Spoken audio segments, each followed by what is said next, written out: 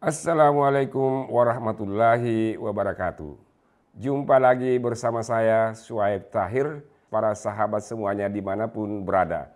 Pada hari ini saya ingin menyampaikan sesuatu yang cukup menarik dan berita ini menyebar di media-media sosial dan di grup-grup WhatsApp. Kenapa saya ingin mengangkat berita ini? Karena ini erat kaitannya dengan yang ada di negeri kita. Ini terkait dengan pengadilan atau hukuman mati bagi 24 anggota Jamaah Ikhwanul Muslimin yang ada di Mesir.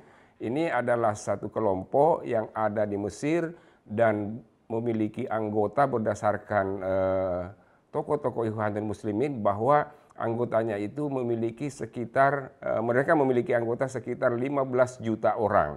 Sementara beberapa pengamat mengatakan bahwa klaim itu tidak benar, bahwa anggota Ikhwanul Muslimin itu hanya sekitar 800.000 orang sebagaimana yang kita baca di berita-berita.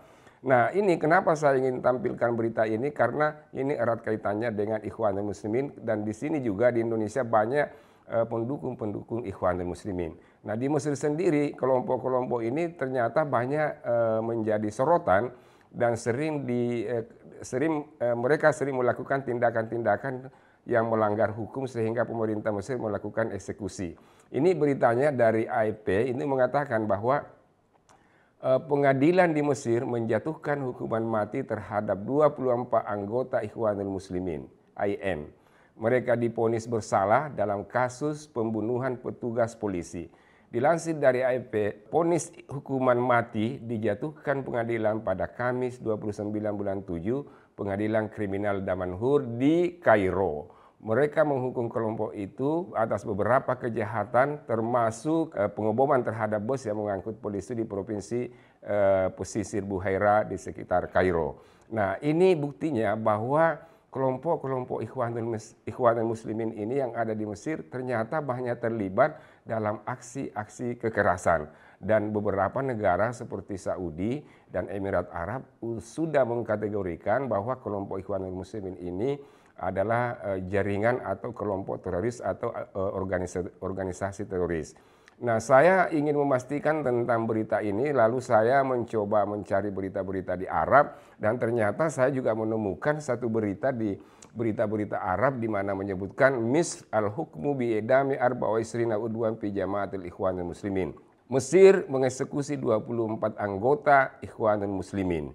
Nah, ini disebutkan di sini Kasaf Masdarul Qadai anna mahkamatun misriyatun asdarat ahkaman bil idami bihaqqi arba'a isrina udwan fi jamaatil Ikhwanul Muslimin. Ini artinya bahwa pengadilan Mesir mengeluarkan hukum eksekusi terhadap 24 anggota Ikhwanul Muslimin yang masuk di dalam kategori sebagai organisasi teroris. Mereka dihukum mati karena terlibat dalam dalam dua kasus terpisah, antara lain pengeboman bos yang menewaskan 2 polisi dan juga penembakan terhadap aparat keamanan. Nah, ini menunjukkan bahwa kelompok-kelompok Ikhwanul Muslimin ternyata mendalangi beberapa aksi-aksi terorisme di Mesir.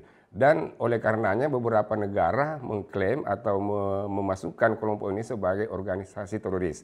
Ironisnya karena di kita ini juga banyak pendukung-pendukung Ikhwanul Muslimin. Kenapa? Karena mereka menganggap bahwa Ikhwanul Muslimin ini memperjuangkan agama Islam.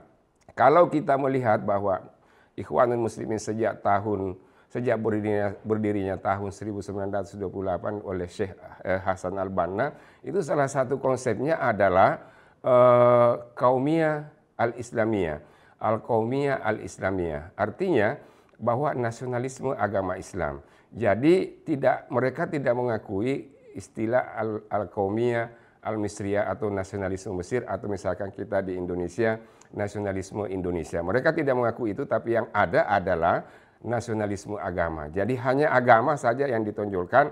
Nah, disitulah kemudian Ikhwanul Muslimin ini bertentangan atau berlawanan dengan beberapa tokoh politik di Mesir yang kemudian akhirnya menjadikan kelompok ini sebagai kelompok oposisi. Karena misalkan kita melihat dalam sejarahnya itu terjadi pertentangan antara Hasan al-Banna atau Sayyid Qutb di kemudian hari dengan tokoh-tokoh nasionalisme di Mesir yang kemudian mereka banyak yang dipenjara, dan kemudian kelompok-kelompok ini atau anggota-anggota Ikhwanul Muslimin ini menjadi Jama'atut Takfir wal Hijrah, membentuk kelompok baru yang kemudian kelompok inilah yang banyak melakukan aksi-aksi terorisme di Mesir selama beberapa tahun terakhir ini.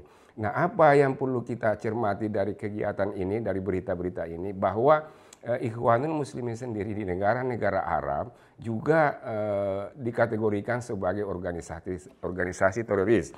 Oleh karenanya jangan sampai kita misalkan terpengaruh atau terlibat di dalam gerakan-gerakan Ikhwanul Muslimin ini, khususnya kita di Indonesia, karena konsep utama yang diusung oleh Ikhwanul Muslimin ini adalah bagaimana mendirikan negara Islam atau penegakan syariat Islam. Sementara kita di Indonesia ini sudah menjadi konsensus kita bahwa Indonesia adalah negara Pancasila, Undang-Undang Dasar 45, Negara Kesatuan Republika, dan Kebinekaan Tunggal Ika. Nah, ini adalah suatu konsensus bagi seluruh rakyat Indonesia yang tidak mungkin kita lagi robah. Karena ini sudah membuktikan bahwa sejak kita merdeka, alhamdulillah sampai saat ini Indonesia masih eksis. Kalaulah kita misalkan mengadopsi sistem pemerintahan Ikhwanul Muslimin yang sebagaimana yang diinginkan oleh Ikhwanul Muslimin, pemerintahan Islam, tentu kita akan mengalami kendala-kendala dan akan muncul berbagai masalah di negeri kita sebagaimana yang terjadi di negara-negara Arab.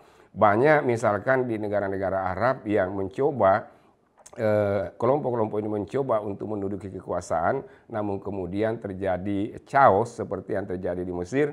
Ikhwanul Muslimin hanya berkuasa kurang lebih 1 tahun, lalu kemudian dikudeta.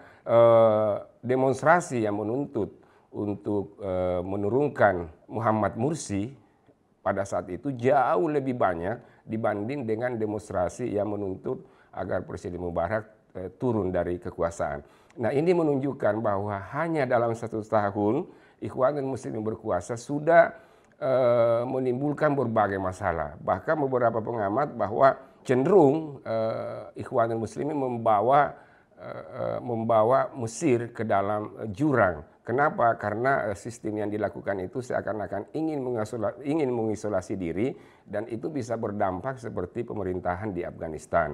Nah, karena itu masyarakat Mesir dan beberapa tokoh-tokoh politik itu menganggap bahwa pemerintahan Ikhwanul Muslimin yang berlangsung selama 1 tahun waktu itu cenderung membawa Mesir ke jurang yang kehancuran. Kenapa? Karena logika dan politik Mesir pada waktu itu mengarah kepada hal-hal yang mengarah kepada isolasi diri dari masyarakat internasional. Mereka sering mengkritik kebijakan-kebijakan asing atau kebijakan-kebijakan negara lain yang berdampak kepada hubungan bilateral kedua negara. Nah, oleh karena itu pada kesempatan ini saya ingin mengajak kepada semua pemirsa yang belum tahu tentang Ikhwanul Muslimin agar benar-benar mengetahui tentang orientasi politik mereka ini yang sesungguhnya bertentangan dengan falsafah negara kita. Kita tidak mungkin, walaupun kita misalkan di Indonesia ini adalah mayoritas negara Islam, tetapi mayoritas umat Muslim, tetapi kita jangan sampai seperti negara-negara Arab yang ingin mendirikan negara Islam dan menjalankan syariat Islam, tapi akibatnya justru kehancuran dan lain-lain sebagainya yang ditemukan. Jadi kita harus hati-hati atas pengaruh-pengaruh Ikhwanul Muslimin di Indonesia ini. Jangan sampai kita terjebak ke dalam kelompok ini dan mengakibatkan kita masuk ke dalam kelompok-kelompok yang berbahaya bagi kita dan bagi negara kita. Saya pikir itu yang saya bisa sampaikan pada kesempatan ini, dan nanti lain kali kita akan bahas lagi berita-berita yang tren di Mesir atau di negara-negara Arab yang erat kaitannya dengan negeri kita. Semoga apa yang saya sampaikan ini bermanfaat. Please like, share, and subscribe. Wassalamualaikum warahmatullahi wabarakatuh.